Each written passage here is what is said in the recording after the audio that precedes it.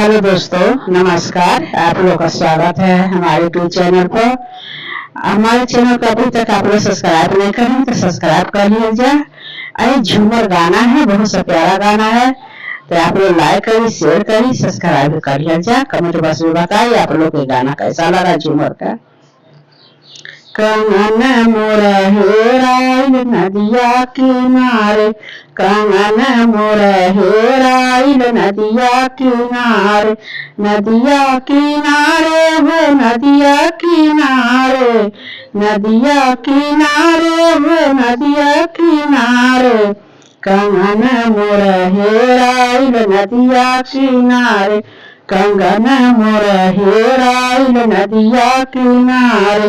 पहिला ही जल मोर ससुर जी का परिग, पहिला ही जल मोर ससुर जी का परिग, तब मिलल कंगना नदिया किनारे, तब मिलल कंगना नदिया किनारे, कंगन मोर हेराइल नदिया किनारे, कंगन मोर हेराइल नदिया किनारे, नदिया किनारे हो नदिया किनारे, नदिया किनारे हो नदिया किनारे, कंगन मोर हेराइल नदिया किनारे, कंगन मोर हेराइल नदिया किनारे।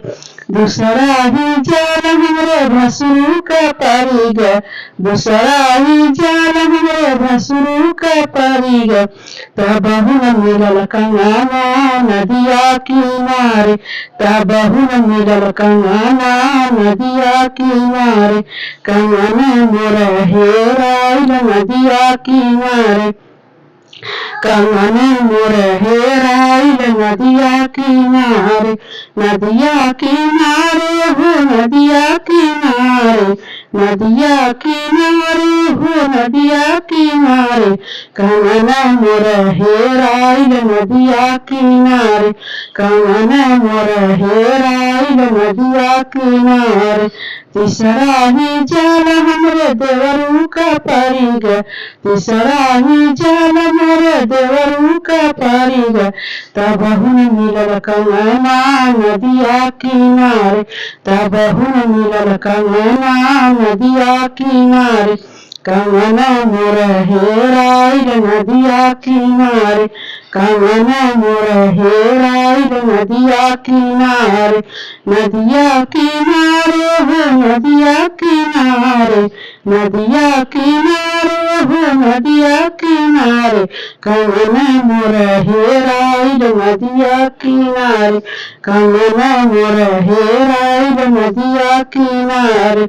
चौथा ही जाल मोरे सैया जी का परिग, चौथा ही जाल मोरे बन्नू जी का परिग, उछल के आइल कंगना नदिया किनारे से, उछल के आइल कंगना नदिया किनारे से, कंगन मोर हेराइल नदिया किनारे, कंगन मोर हेराइल नदिया किनारे, नदिया किनारे हो नदिया किनारे, नदिया किनारे हो नदिया किनारे, कंगन मोर हेराइल नदिया किनारे, कंगन मोर हेराइल नदिया किनारे।